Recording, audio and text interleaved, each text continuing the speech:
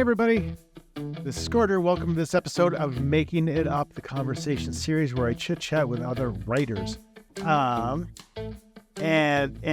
you know, sometimes we get into the weeds of creative roots, and sometimes we get into the weeds of the industry and those kinds of experiences, a real, inside baseball kind of talk. And that's what happened today. I had a lovely conversation with the author Carl Vonderau. And so Carl, he's an award-winning writer of crime fiction, and his second book is just coming out, and it probably will be out by the time this podcast airs. It's called Saving Myles, being published by Oceanview, my friends at Oceanview Publishing, the amazing, the wonderful Bob and Pat Gusson, who published 3 of my books, or published 2 and then bought the rights to a third one that I had gotten the rights back to. But Carl, it's fascinating to talk to him because we had kind of a similar trajectory in the sense that we were in very corporate jobs while we were writing and trying to explore how to do that and what it meant and in a way how to keep it a secret, because it's one thing to be embarrassed by your writing because you clearly don't know what you're doing, as in my case, and it's another thing to not want to tell people because it might be seen as unacceptable. If your company finds out that you're writing fiction, they start to think, well, your heart's not really in this job, clearly. Even though, the example we gave, if you told somebody at your work that you were obsessed with working out and you worked out for an hour every morning before you got to the office, that would be no big deal. If you told somebody you got home after work and you wrote for an hour every day because you're writing a novel, they look at you and like, oh, so you want to be a writer? You don't want to be here? What's your problem? That was Carl's that was Carl's interpretation. But now, fortunately, he's retired from that and he is writing full time. But we had a really lively conversation. It was really interesting to hear about his background and how he incorporated his upbringing into some of his fiction and how that fiction turned into thrillers. So I think you're going to like this one. There's a lot of good shop talk in this. This is my conversation with Carl Vonderau.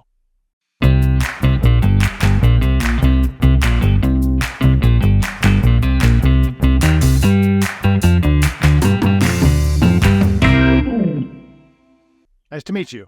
Nice to meet you as well. Yeah. So before we start off, I want to make sure I'm pronouncing your last name right. Vonderau? That's it. You're one of the few that has gotten it right. It's very French, right? No. Louisiana. It's actually German. Oh. Well, I'm an idiot then. No, you're not. You're not. And I lived in Montreal for 15 years, and they kept spelling the ending of it. With an X? Yeah, with an X or an EAU, right? Right. Exactly. Yeah. I'm in that mindset because my son is 2 weeks away from headed off. We live in Colorado. He's going to Louisiana State. So everything is EAUX in his vocabulary these days. Right. Yeah, Louisiana, a lot of Quebecers there. Oh, really?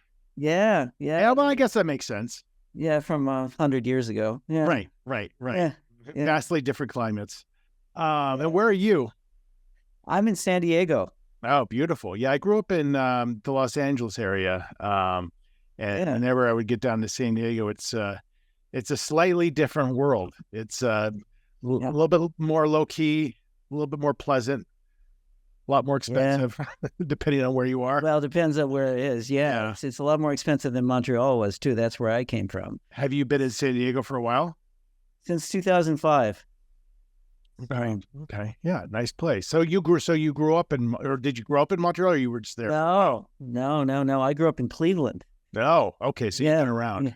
Yeah, I've been around. Yeah, then I went to school in California, and then I worked in Chicago for 12 years, and then we went to Montreal, and then we came here. Wow. So tell me a little bit about growing up in Cleveland. What were your parents doing? My mom was a housewife, and my father owned a small company that did some manufacturing. Okay. And then I grew up in a suburb there called Rocky River. Sure. I've heard of it. Yeah. Yeah. And you had siblings growing up, or?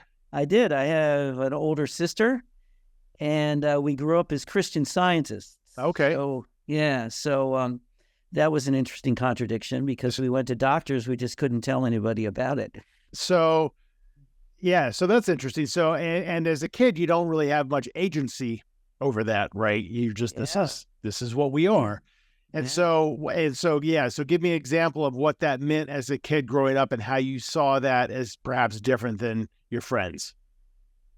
Well, I didn't talk about it much with my friends. And, we had medicines, and my mother kept them in a brown paper bag in the kitchen cabinet. So, no one would see them when they came in. So the belief system being basically that, your medicines are the antithesis of what God wants, in a way, like that you'll be healed through the grace of God. Well, yes. I don't mean to boil it down to that. That's all I think of. Yeah. I mean, to boil it down sort of from another perspective, God is perfect. You're a reflection of God. All you have to do is reflect him correctly and not have a false conception, and you can heal anything. Got it. So your mindset or your physical illness, whatever it is. How do you think that shaped? Do you think that had a profound influence on, your adult life, your writing life? Well, it did. My first book, Murderabilia, it's a Christian Science family, because I thought, if you don't believe in the existence of evil, that, it's just a false conception, I thought that was a perfect religion for the wife of a serial killer. Mm-hmm. Mm-hmm. Yeah. Yeah. Religion has a profound influence on thriller writers. And I grew up I don't even know if I want to go so far as to say agnostic, but hands-off Christian family. And, but yet as an adult, I got fairly fascinated by all aspects of religion. And my first published novel, was based on a serial killer who crucifies people.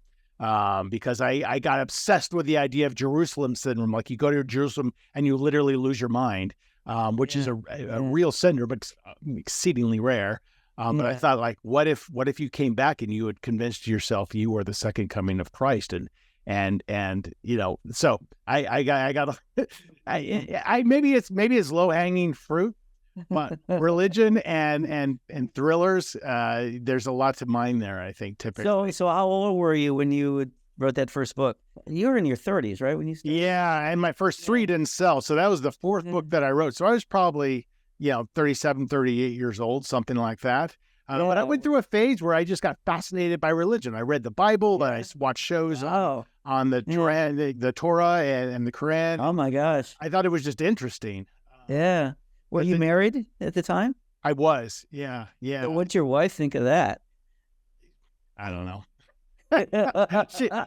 she grew up a pretty devout Catholic, but there's something about, and I think there's something about a mass belief system which is fascinating, because there's a thin wall between religion and cultism, in my opinion, and I've written about cults and things like that because I love I'm fascinated with the idea of mass delusion, however you want to define that, or mass thinking. So how did you continue with Christian Science as an adult, or? Well, through high school, and I was pretty devout, and then I went to university at Stanford, and there was a Christian Scientist organization there, and what many people don't know is that Ehrlichman and Haldeman were both Christian Scientists. And that's so interesting. I didn't know that. Yeah, Ehrlichman's two sons were at Stanford the same time I was, and organization. Yeah, and was this just after, like what years? This was 1972. Oh, geez. So right in the middle of it. Right in the middle of it all. Yeah. I was a freshman there. Yeah, 72, and the poor younger son. I mean, it was a radical students, and everybody hated his father. And right. It's a California. It's a campus regardless, so it's going to be more often than not left leaning. And it's Stanford, and it's the 70s, and probably very anti war, and then all of a sudden you're the son of this guy. Yeah, and it's like, have you tried cocaine? And you say no, and they say, well, why not? Exactly. Wow. And so the you oldest continue. son was So you continue with the religion throughout there. Then you're saying. Well, yeah, kind of. Yeah, and I didn't drink at all, and then I went to Latin America and spent some time there, and things, and and I got friends at Stanford, and sort of opened up my mind to other areas of thinking. Yeah, well, it's so funny because I'm talking about this with my kids right now. Just even in politics, it's like, you want them to form their own opinions, but you realize like all they've ever done is grown up with, a very small group of people who have certain opinions.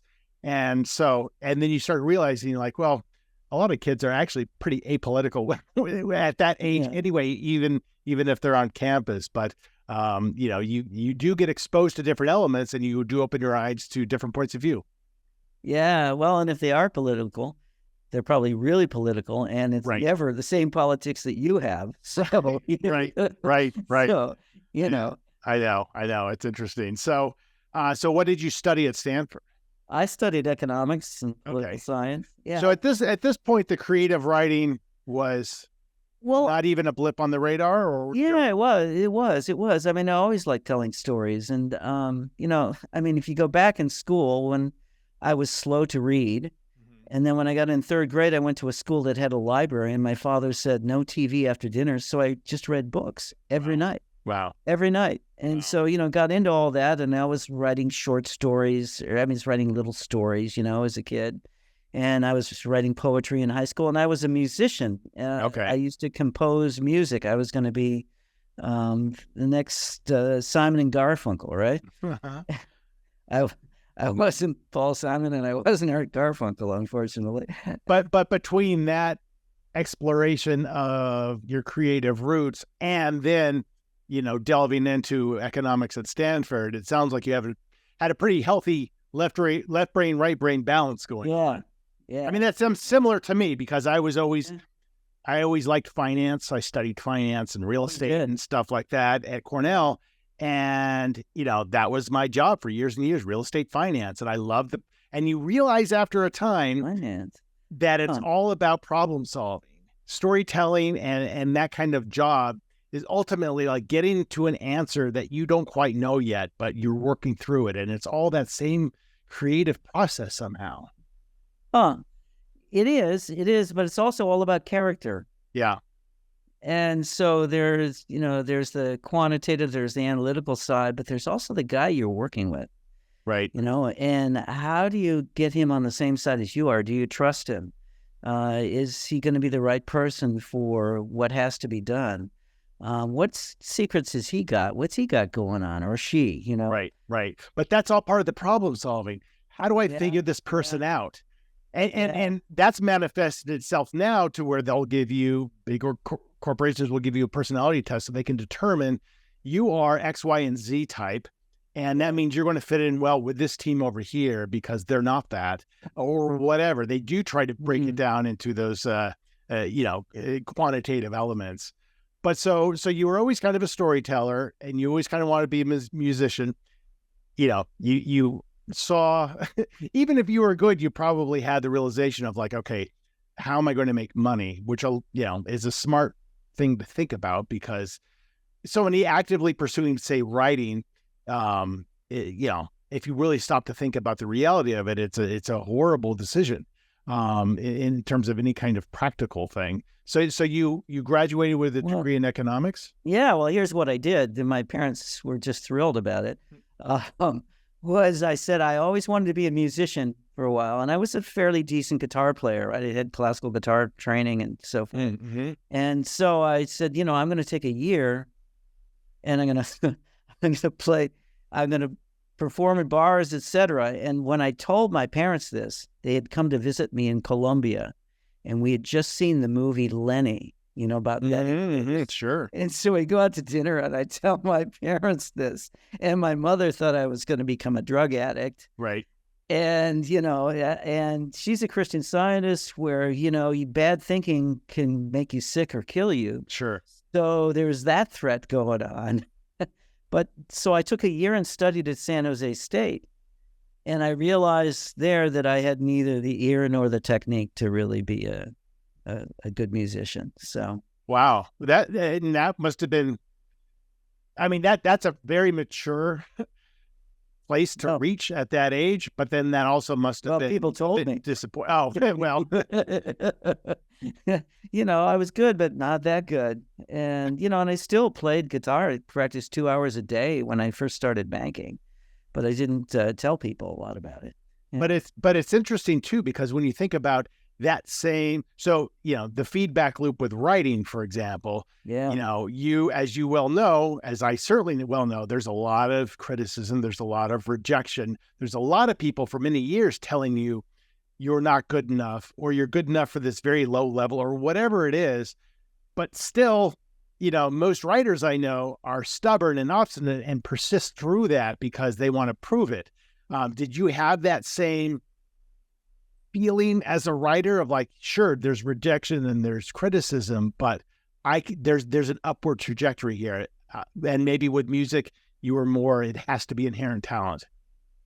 Yeah, I think so. I think I had more natural talent in writing than I did in music. And it's funny that when I wrote songs, the people that were musicians told me how much they liked the lyrics, and the people who are writers told me how much they liked the music. Right. Right. So, yep. So, in writing, I was never the star. I mean, you get better, and I've been doing it a long, long time. Sure.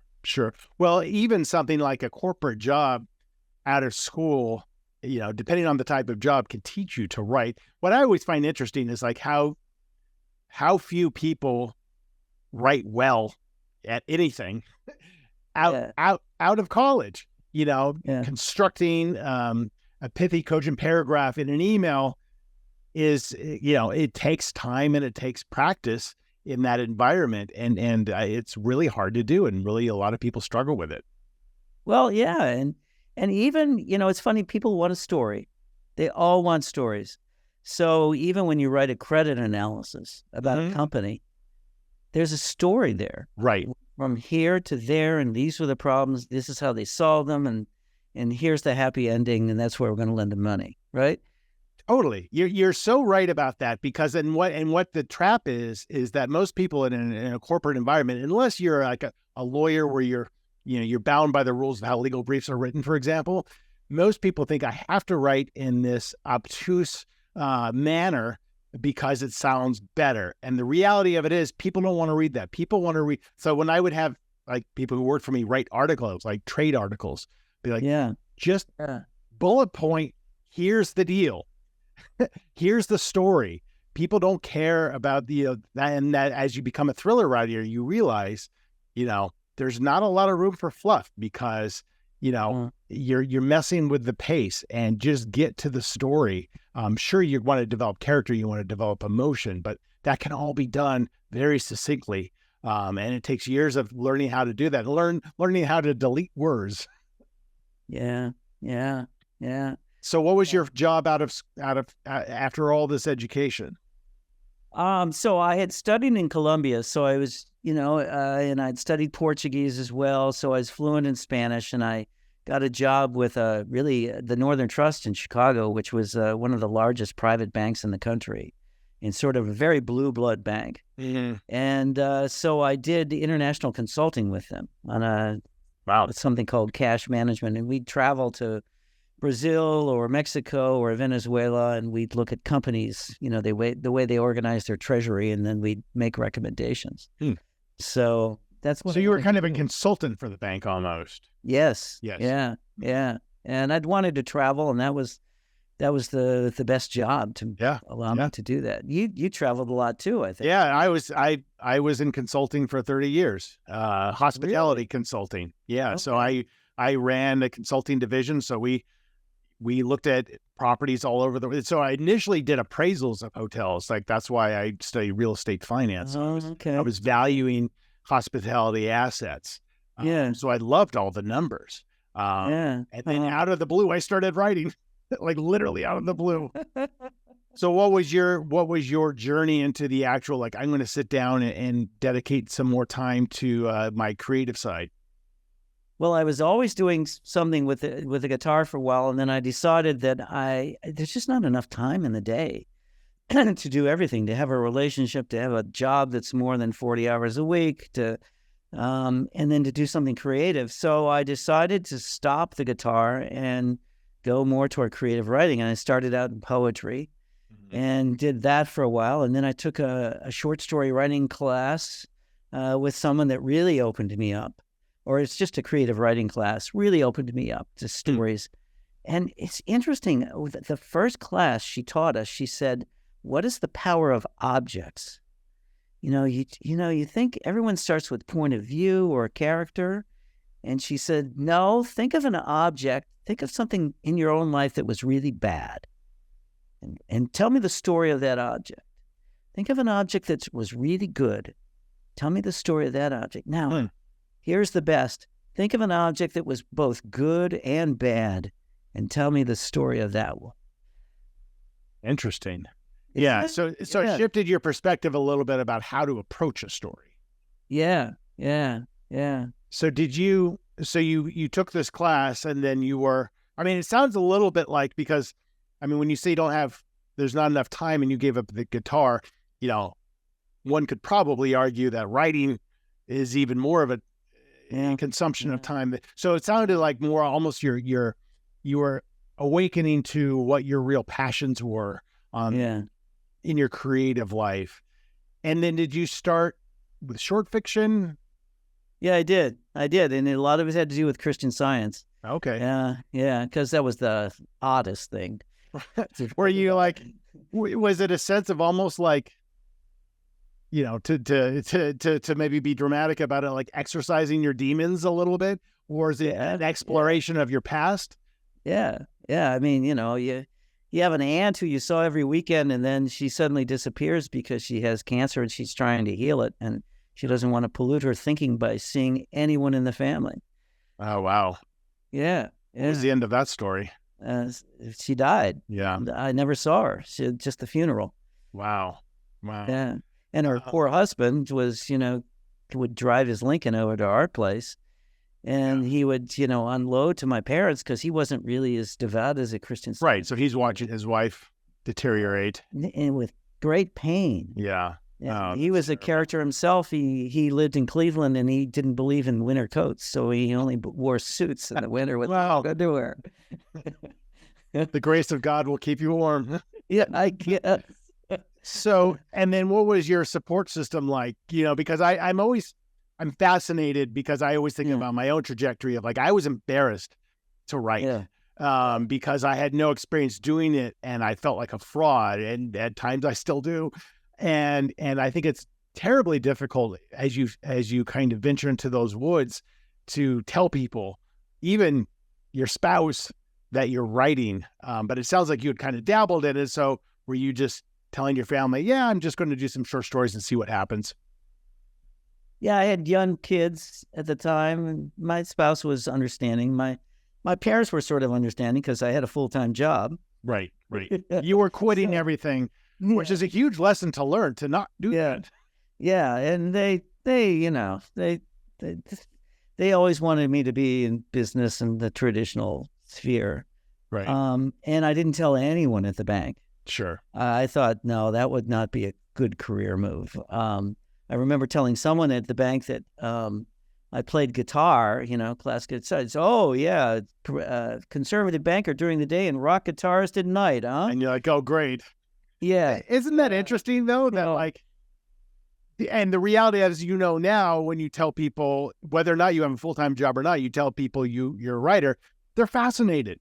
They all wanted to write books. Yeah. Right. And you unearth so many people. I've always wanted to do that. I've actually written 30 pages once, and I never, you realize all this, but at the time, it is kind of a mark of shame in a way. And I don't quite get it, but it's true. I never told anyone I worked with for years, and then I finally did. And I was not shunned at all. People thought it was really interesting. Oh, I think I would have been shunned, but different environment for sure. Yeah. And they would have thought you're not really serious about your career. Yes. Because this is what you really want to do. You're not really serious. So, and you don't ever want to give anyone that impression because you're the first one that gets cut, Right. But if you had told people, I like to work out every morning before I go to the job, that would have been like, great, you're a dedicated, committed. Yeah. If you tell people you're spending the exact same amount of time instead of working out writing, your mind is elsewhere. Yeah, it's like telling them, well, I really always wanted to be a tattoo artist, Right. Like you're a bohemian. So you started writing short stories, and then did you know what to do with them? No. Yeah, exactly. No. And then I started writing a novel pretty quickly, and I wrote one for over 10 years, Yeah. And took place in Colombia. So what did you do? So that was your first novel and it took you 10 years to do it? Yeah, and it never got published. So, but you finished it. Yeah. I still have the file on my computer. Yeah. Yeah. So and actually, I used a part of that for a short story that I put in an anthology. So okay. Well, it's never, any writing is never a waste. There's always something that comes out of it, whether it's ever published or not. It's experience that is massively essential, and it might just be the experience of negative feedback, which is, I think, vastly beneficial as well. But I'm interested in your mindset a little bit because, whether it takes you 6 months or 10 years to write a novel, your commitment to writing a novel is a pretty big deal, right? You don't just say, it's like playing the guitar and it calms me down. It's meditative and I like to do it. You kind of finish it and you're like, I want to do something with this. Yes. Yeah. And then that means you want to put yourself on some kind of trajectory to becoming a published author. And then that kind of snowballs into like, oh, this is more than a hobby. So you finished this book. Did you go the traditional route of trying to get it published, trying to find an agent, all that kind of stuff? Yeah. But I was in Montreal, and it was hard. Yeah. Because, there weren't a lot of people around. There were no English language conferences around there, writers' conferences. Right. I had a few friends who critiqued me a little bit, but, I didn't have any support system there. Yeah. So I really got that when we moved here in 2005. Okay. Because there were writers' conferences, joined a critique group of people who wrote better than I did, right. And opened me up. Well, and nowadays you could be in an online critique group where you have access to anyone in the world. And I started writing in 2003, so finding an agent was snail mail. But you're right. Like if you want to have a critique group, they have to be physically near you. And it's hard to, and how do I even find out? Because the internet is still in its infancy, so it's a really difficult thing. So here I was, we came back to San Diego and I joined the Northern Trust again because they were in San Diego and it was tough getting a job coming from Montreal. And Northern Trust had a whole series where they invite in really famous authors to give talks and lunches. So I would always go to those, because they really do support the arts. And I was always the one asking the writerly question. So, people suspected. Yeah, right. They were bringing in guest speakers just to draw out. It's like McCarthyism. Yeah, that's right. Yeah. So I didn't, I left before they put me on trial. But that's so funny that they would bring in like authors as guest speakers. Huh. Oh yeah, really famous people too. I mean, Sure, yeah. I'm sure they got paid well to come and speak. Oh yeah, and there were all these, because it was a bank, particularly in San Diego, that catered to very high net worth people. Yeah. These were all mostly very wealthy women that came to this for the lunch and to read the book. That's interesting. Well, and women constitute, the preponderance of readers, at least in this country. So they knew what they were doing. So you got motivated by that. So then, and then what happened? So I started going to writers' conferences, and then I went to the turning point. Went to a conference, and I gave a pitch for this book I was working on. So you did like an agent fest kind of a thing. Yeah. And they had an agent and a writer and people from the conference where you go in and give a 2-minute pitch on what your book is, right? everybody's done one of these, and mine was about I'll tell you, was about the son of a serial killer who works for a private bank, and he's accused of the same thing. So I give this pitch, and somebody after said, "Oh, that's really good. I'm really interested in this." And it turned out to be Jacqueline Michard. Okay. Wow. The first Oprah winner, right? Yeah. Yeah. So I said, "Well, do you know anyone that I can work with to help me, as kind of an editor?" And she says, "Yeah, I think I do." So you've completed the book at this point, or no? Pretty much. Yeah. And the editor turns out to be her. Oh. Because she'd lost all her money in a financial scam. Oh my goodness. I didn't know that. Yeah. She was on food stamps for a while.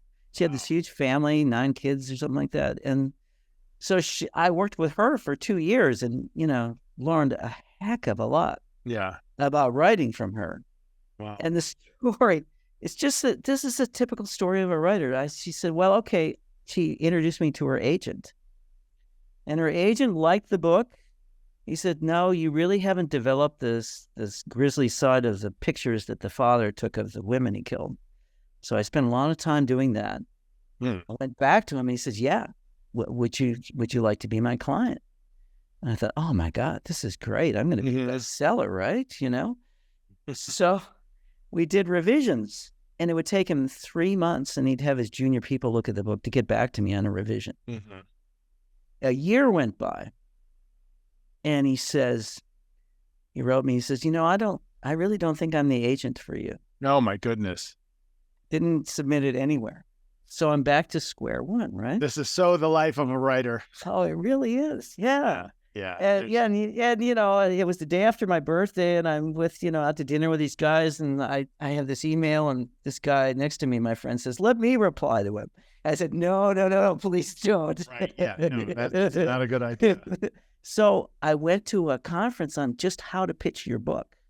Oh, wow. The Algonquian Writers Conference in New York, spent all this money. And I thought, God, all this money just to learn how to boil your book down to a paragraph and then a sentence? Yeah. So, okay. So then a couple months later, I went to the San Francisco Writers Conference. And we're in this networking room. Everyone's having a cocktail. And you know this. You've been there, I'm sure. Mm-hmm. That all the editors and the agents get together and they shop talk and they compare, what's happened here and what's happened there. And all the writers are kind of sidling up closer and closer, hoping they'll get asked a question. Right. So this agent turns to me and she says, "Okay, describe your book in 1 sentence." I had it. Yeah, right. And she became my agent. Wow. That's awesome. That's awesome. So it doesn't end there though. So we get the book, right? And she likes the book and all that. So we send it out to, 20 publishers. And finally, this company called Midnight Ink. Sure, I know Midnight Ink. They had a lot of great authors. We signed the contract, and 3 months later, their parents says, "Well, we're closing our doors." Mm-hmm. Mm-hmm. So we had it published by them anyway. So it turned out that way. Wow. Yeah, my very first book, so my 4th book that was my first published, was a tiny little press that just has started, and it went out of business about 6 months after my book came out. My book almost didn't come out. Oh, wow. But that's a very common story. I mean, the publishing industry is fraught with financial difficulties and realities that a lot of them can't seem to overcome. And so a lot of these smaller presses really struggle. Well, and then it was nominated. It was nominated as a finalist for Left Coast Crime, right? Which is which was in San Diego. Right. 2 days into the conference is canceled because of COVID. Oh, just recently. Oh, wow. Yep. Yeah, but that's what it is. And then when the good stuff happens, it comes out of the blue too. So it does. And it won the prize. So, I'll take it. Yeah, totally. I have learned, I even have tattooed on my arm, just to learn to let go. Like if your passion is for writing and for storytelling, then just do that. You should do all the other things. You should do social media and stuff like that. But if you spend a lot of time thinking about what might happen or what should have happened, you're doomed to just tying your brain up in knots. It doesn't serve you any purpose. I believe you should do everything in your power to give every book that goes out into the wild the best possible chance to succeed. But then you just got to let it go, and you're working on something new, and that book is either thriving or floundering, but it's not your focus. And that's a very hard thing to do, but it takes a lot of rejection to get to that point, and you realize it's very healthy to do that. Yeah.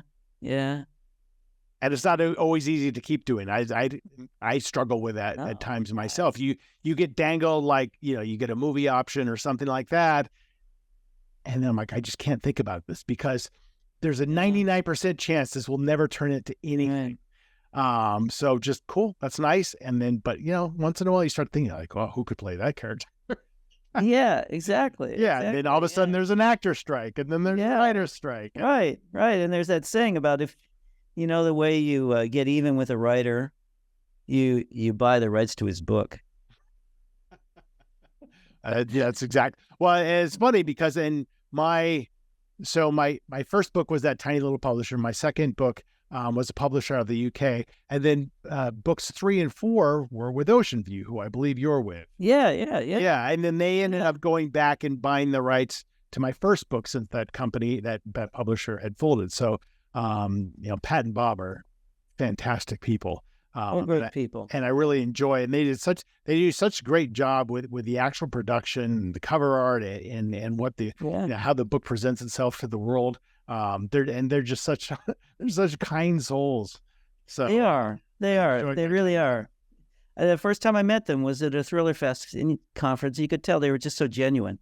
Oh, 100% genuine. Yep. And they'll be I would have sit downs with them, conference calls, and they would, and I would ask, because what a lot of writers don't do, and you're probably the same as me a little bit. You're coming from this corporate background, from a financial background, from a business background, and you're probably curious about the machinations of the publishing industry, which are opaque at best. But if you're a business-minded person, you want to understand, like, how do you know what an ROI of PR effort is and things like that? And so I remember talking to Pat and Bob and just trying to really get, what are your expectations for this book? What are the comps out there that you might see that, how many did that sell? How much money does this translate into? Just because you don't know as a writer. It's very confusing. Yeah. Well, and mine's a little unusual for them. I mean, it's kind of a family story. It's from 3 points of view. So, and it's very much psychological suspense, the one that's coming out. This is Saving Myles. Yeah. And not as much as it was straight thriller. So it's nice that they've taken it on. Yeah, and I found that with them as well. I mean, because the couple books I had, one of them, the protagonist was a 20-year-old college student in 1989. So not quite where you would peg a normal thriller. And I certainly tended to tiptoe a little bit more into horror without it being called horror. And they were great with blood and guts for the most part. I remember like because I don't outline. So the one book actually that hit the USA Today bestsellers list with them, it opens with a sex scene, and I almost never ever write sex scenes. Right. But it opened with a sex scene, and it was meaningful. It was a husband and wife, and there was a they were trying to start a family, but it was pretty aggressive. And I remember Pat's like, and we might want to tone down chapter 1 a little bit. And she was 100% right. But I think I was actually having this weird reaction to 50 Shades of Grey. I'm like, I can write sex. And God's like, Jesus. It's like that story that John Grisham tells about. He decided he was going to write a sex scene. So he wrote this, it's time he put sex in his books, and he gave it to his wife to read, and all he could hear was laughter. Oh, no. Oh, that's fantastic. So he knew that wasn't where he wanted to go. So now, how do you see your own trajectory now? So you're kind of the real deal, right? Now you're having books published by an esteemed publisher. And are you still working in another industry, or is this what you're doing now? No, I've retired from banking, and my wife is a college professor, so we have healthcare. So I'm. Oh, it's nice. Yeah. It's funny. I actually was let go from my job earlier this year. I'd worked there for 12 years. And great friendship. Well, it was actually okay. But my company was acquired by a multinational right before COVID. And it's a data company. So they even kind of said from the outset, like, eventually we're going to get rid of all consulting because it's just not what we do. And so, they gave me this massive severance and it was all fine, but it's still a big deal, right? And so for the last 6 months, I've just been not even thinking about new employment. And I've been living this life as a writer, and it's fucking tremendous. And I'm like, I don't know how I go back, but I don't have that healthcare. I don't have, that other source. So does your wife work, or? I have a partner. I'm divorced from my first wife. Okay. So she works, but it's really not enough to pay all the bills. Yeah. So I have to face the reality and I think that's an important lesson as a writer. It's like I've always for years and years and years preached, don't quit your day job. Figure out how to write and do your job at the same time, because the reality of it is it's not that hard. As you know, you can write an hour a day and you can get a book done in a year if you're focused and it's a passion of yours. But now that I don't have a job, I'm like, this is pretty nice. I can't get a book done in a year writing an hour a day. No way. Oh, interesting. I'm a revisionist, I revise 20 times, So yeah, well, that's interesting. So what I do is I tend to not even look at what I've written until I'm about 70 to 80% into the book. And because I don't outline it, I don't really know what the ending's going to be. So usually around that point is I will go back and read it for the first time because I've forgotten kind of a lot of the plot. But you just kind of hope your subconscious is working. But I will typically give it 2 major edits and before I give it to my agent. And then my partner kind of copy edits it. So she's the first one to see it. But I can't, if I read it too many times, I get too close to it and I'm like, I can't tell if this is good or bad. Isn't that a problem? I mean, I have done that twice, where my first book, Murderabilia, the edits got worse. Yeah.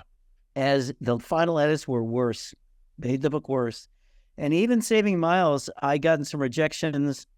And I thought, well, can I really write a teenage character? And I started trying to write it just from 2 points of view, eliminate the teenage character. And fortunately, Oceanview said, no, we really like the teenage character. Oh, good. Yeah. Yeah, so we kept it, I mean, you think, how can I be a teenager, right? I'm not that age. And so you can tap into it. I mean, my next work, I'm going to co-author something with a buddy of mine, and it's going to be 16-year-olds in the 1980s. And I'm like, I can maybe tap back into that, hopefully. Yeah, well, there are a few mistakes I made. And one, he's 18 years old. He's been sent to a residential treatment center. He's come back, and then he sneaks off to Mexico, tries to score drugs, and gets kidnapped. So I thought, well, how can I sound like a teenager? So I began to look up all this language that teenagers use, all the slang, And I had a writing coach, and she said, your readers shouldn't need a dictionary to read your book. That's funny. Yeah, sometimes it could sound like you're trying too hard. Oh, yeah. So I cut most of that out. And then I thought, where you really it's in the empathy side of it, where you want to be like a teenager. What is it to be totally in love? What is it to resent your parents having sent you off to a residential treatment center? What is that idealism that you never have again to that extent, Right. And that's, I write, so the book coming out next year is single person, present tense POV of a 21-year-old female savant. And I'm none of those things. and not to say that it's easy to do that, but you nailed it on the head. And I preach this all the time, the empathy of the character. Don't overthink it. where's the emotion here, and how can the reader connect to that emotion? And that's the most important thing, is how are they feeling, and how does that make the reader feel? And if you kind of, in my mind, if you kind of stick with that and don't think so much about what would a 21-year-old female savant do in this situation, then you're not going to get tripped up too much, because at the end of the day, they're all human, and you can relate to that. You want your readers to relate to that. Here's the other question she posed, which is a really good one, and it's a more analytical question. It's like, who are your readers? Right. So, my readers are going to be middle-aged people, and mostly women, right? And again, that's certainly most thriller readers. Yeah. So, what do they empathize with? Well, they empathize with the terrible, the ordeal the parents had to go through. Yeah. But even then, I think you can I try not to think about my readers, because I think then I start overthinking it. If I'm writing for myself and knowing that if this were a Netflix series and the opening scene was this, I'd want to know more. And I think, not that I'm representative of my readership necessarily, but I think from a humanistic perspective, maybe I am. Because if you do start, it's just like when you get coached on how to write a book, you have to have these diagrams, and if you start doing that, in my opinion, you're going to overthink, and you're going to get confused, and you're going to get lost. You're going to miss the essence of what your subconscious is trying to put onto that paper.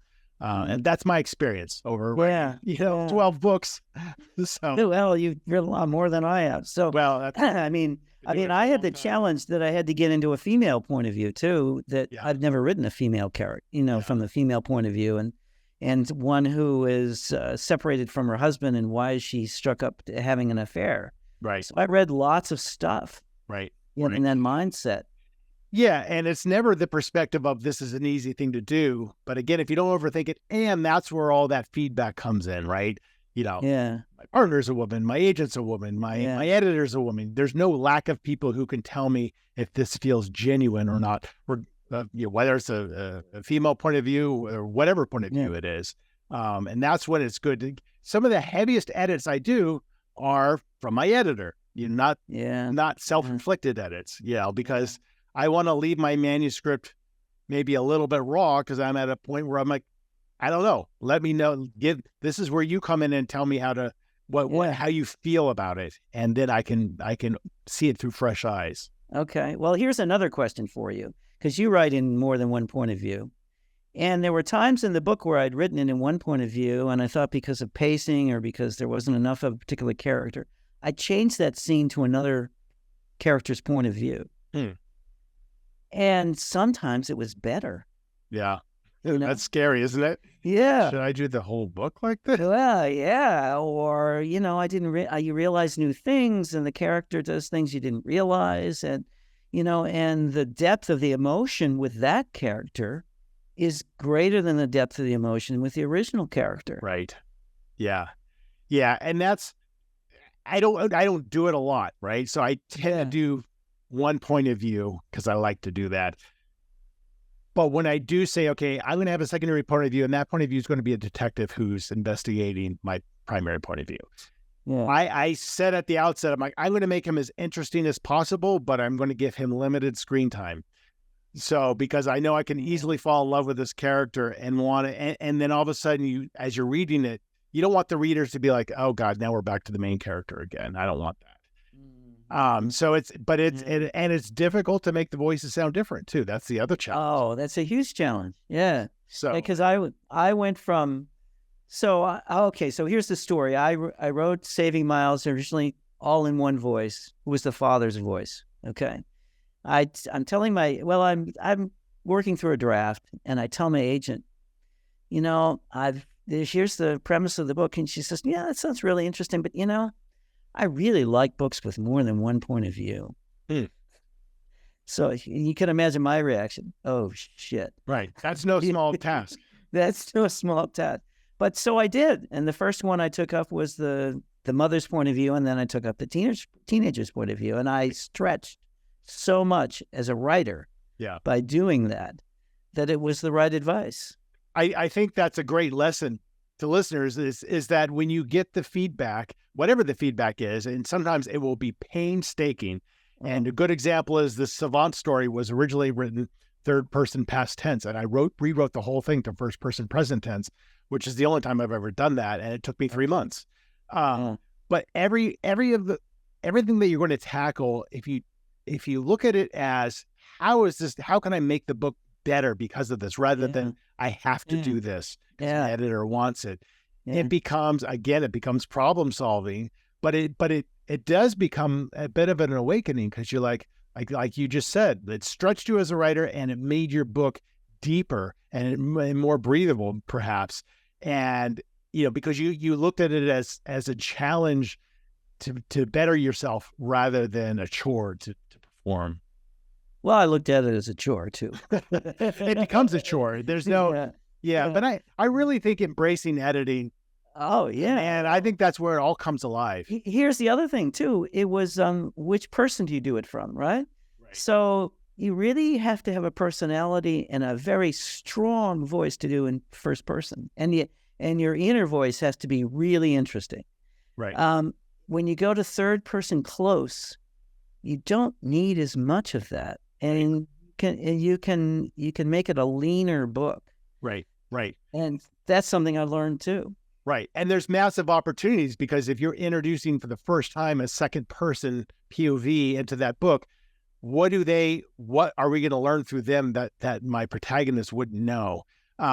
What's the additive of that POV, rather than, because you don't want them just as a sidekick. You want them to contribute knowledge to the reader that they wouldn't have had otherwise, or, red herrings or whatever. But what have they misunderstood? Right.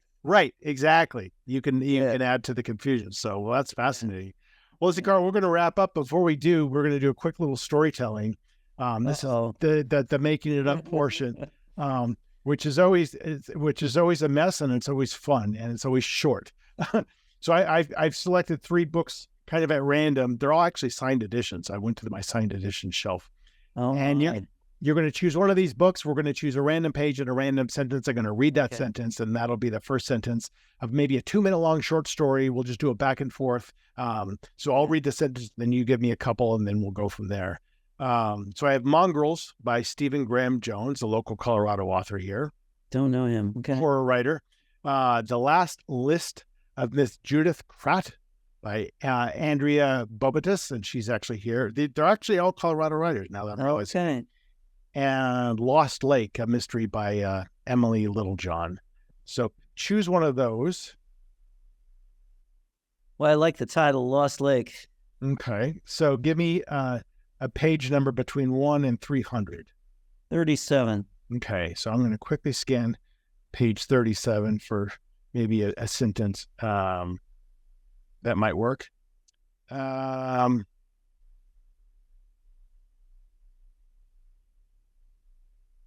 Boom. This is a tough page, but I will. Okay. I was sure Campbell had blood on his hands somewhere in his past.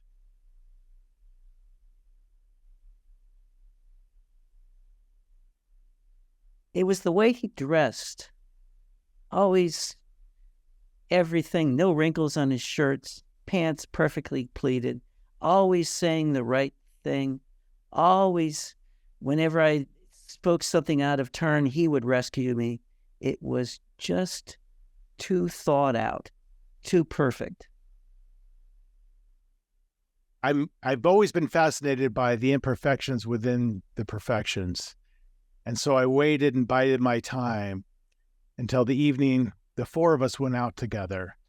He was seated next to me, and thanks to a few, maybe one too many cocktails, I leaned in and asked him, "What's the worst thing you've ever done?" And the reason I did that was, for the first time when he picked up his cocktail glass, his fingernails were dirty. I thought, what had gone on that he missed that? Or was he actually opening himself up? And he looked with me with those probing eyes, but I could tell they were calculated. as wondering why I was asking that question, as if he suspected something of me. It made me start to shiver. He took a slow sip of his gin and tonic, placed it down, and I thought he was going to say something breezy and dismissive, as he often did. But instead, he leaned in close to me, and I lowered my head. Our noses were nearly touching, and he said, "The worst thing I've ever done? Funny you should ask. It happened just an hour ago." I think we call it there. Yeah. I think that's a good opening to a short story. Yeah. Yeah. Well, I'm not a strong short story writer, so maybe I should try that one. So I think he's going to admit that he started writing and he's embarrassed by it. or he told his job that he was writing a book on the side and they fired him. Right. Well, listen, Carl, it was great talking to you, and congratulations on the upcoming release. I believe it's mid-August for Saving Myles. Yes. Is that right? Yes, August 15th. That's always an exciting time, and now that we're quote unquote post-COVID, you can have a real book launch and talk to people and all that kind of stuff. Yeah. And I was going to tell you, you're only as good as your last book, so I never think I've made it. Yeah. No, and the flip side of that, and the optimistic side of that, is the best is always yet, or may always be yet to come. That's true. Say hi to Pat and Bob for me. I will. Thanks so much for having me on here. This is great fun. Yeah, hope to talk to you soon. Thanks, Carl. Okay, thanks. All right, bye. Bye. So that's it. That is my conversation with Carl Vonderau. And I felt good about that story at the end. I think that story had a lot of good potential. I'm glad we cut it off where we did, because I thought it kind of was a little bit of a cliffhanger here. I want to know what that guy did. So if you want to find out more about Carl and you want to go buy his upcoming release, please just go to his website, carlvonderau.com. And if you want to find out more about me and my events and my books and all that kind of good stuff, just go to my website at carterwilson.com. That's it for now. Thank you as always for watching and or listening. More episodes coming out next week. Take care.